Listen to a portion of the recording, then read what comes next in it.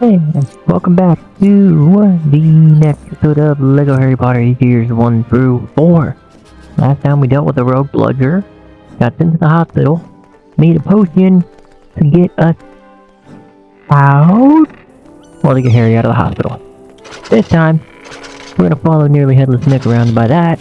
I'm gonna get ahead of him and get rid of this stinking pixie, and set this guy up.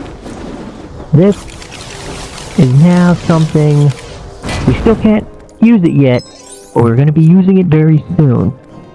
We can use it very soon, actually. So, moving on onwards and upwards these staircases. If you've seen the movie, you might know where this is heading. That's the dueling club. Yep, we're going to the dueling club now, where we are going to officially learn how to, we're going to officially learn our first piece of offensive magic. Had I not gone into the transfiguration classroom first. Here we go. The dummies have now been disarmed with the simple spell known as Expelliarmus.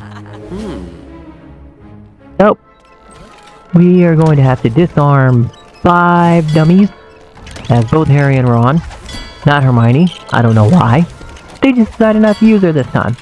Oh, nope, 3, 4, 5, yep. I can do math. And 5. Yay, Harry now knows what he's doing. Great. Ron, your turn. Wow, got that guy at the last minute. Yep, just turned Harry into a frog. Unintentionally, of course. I do like how, if you look in the upper right-hand corner, since he was transfigured, you could actually see the frog that he was turned into. And okay, I know there's... Yep, on to the second part of this. Now that we've learned the spell, time to use it practically. Gilderoy versus Snape in a duel. And it was a one-sided beatdown.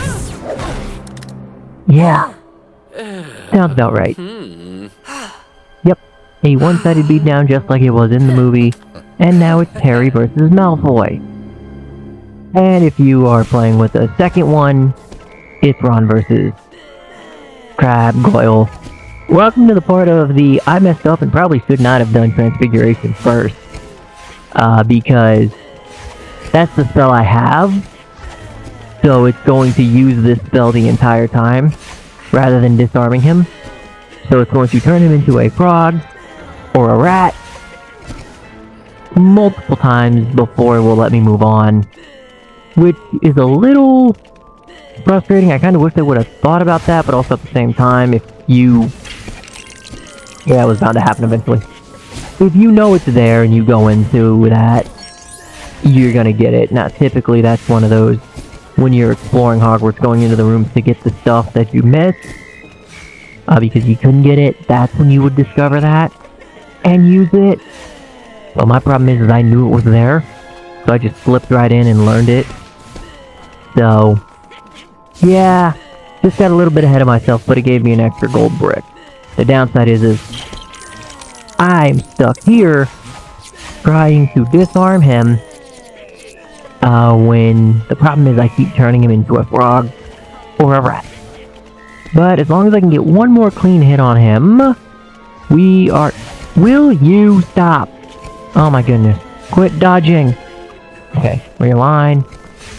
I was not realigned. Ahem. Why? Every time. Nope. Got him. Alright. So now it's just... Expelliarmus unlocked, even though I used Transfiguration the entire time. And I did not disarm him once. I just turned him into a rat to avoid all my problems. Alright. He's done. Send in the snake. And this is when Harry learned talking to the snake is, not exactly proper in the wizarding world.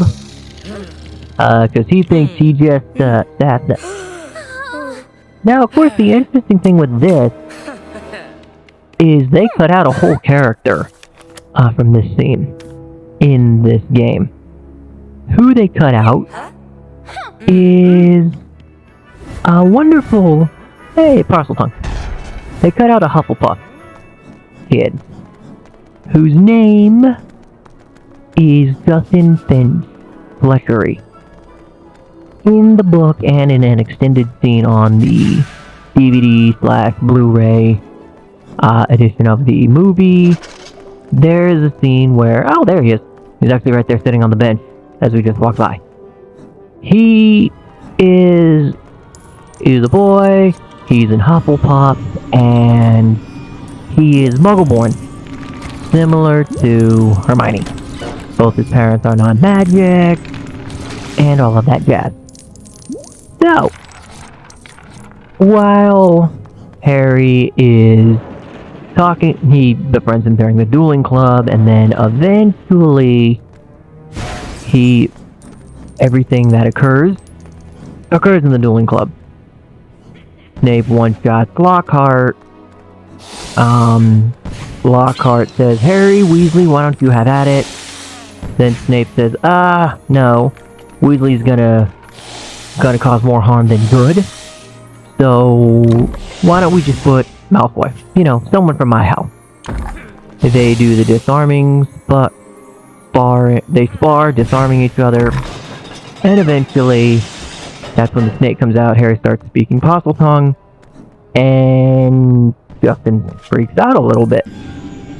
Due to the grounds, Harry can speak to Snape. Nobody else can. And the last person who was able to speak to snakes that they know of is Salazar Slytherin, the founder of Slytherin House. Anyway, let's try and break into the common room. Nope. Lego game thought of this. You actually have to be a member of the house to get in, which is the same way it is in the book/movies, is you get a password.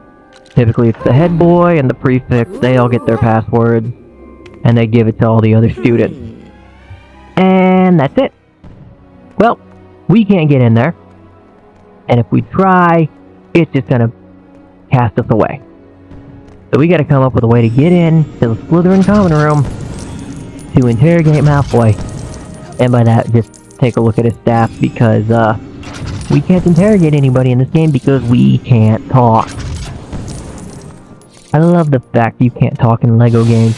It wasn't until Lego Batman 2 DC Superheroes where we're allowed to talk in Lego games. Thankfully.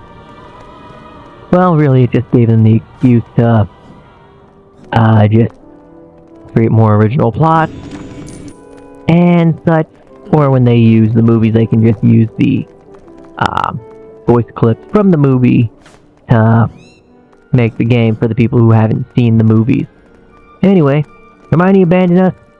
And what are you... Hang on. Can you actually do anything relevant to me? Or money? Okay, that's what I wanted anyway. There's number 6. Alright. Did I get that one over here? Yeah. Not you. Not you. I'm talking.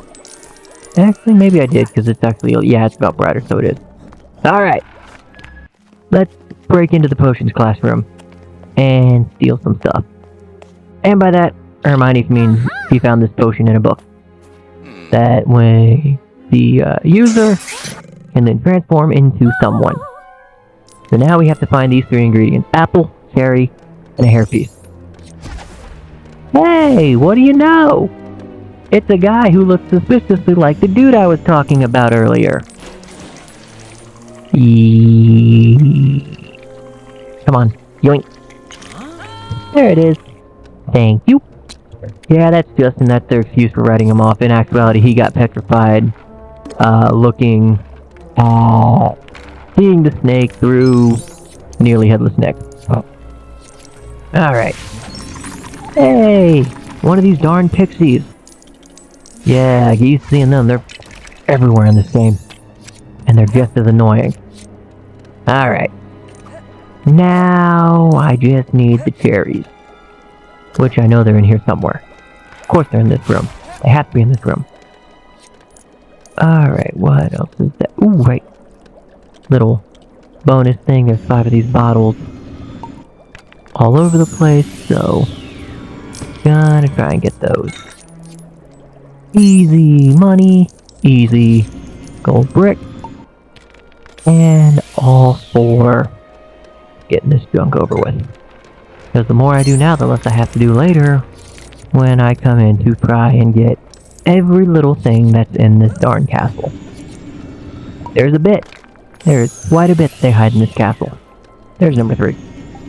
And I'm pretty sure number 4 isn't actually a bottle. It's right here once I hit it. Pretty sure? Maybe? No? I thought it was it. No, it has to be number 4. 1, 2, 3, 4. Can I hit anything? No. I know I'm missing. Like I know I'm still missing the. No, nope. There is. Can't do anything with that because I need the Hufflepuff. All right. Where's the 4th one? Hang on. Let's maybe bound to hit something. If I keep throwing the spell willy-nilly up. Not necessarily what I needed, but gave me something. Oh, it gave me the cherries, right. Okay. Let's see. Well, I can at least get this so I can unlock Justin Finch Selectly. I probably mispronounced his name earlier. Oh well.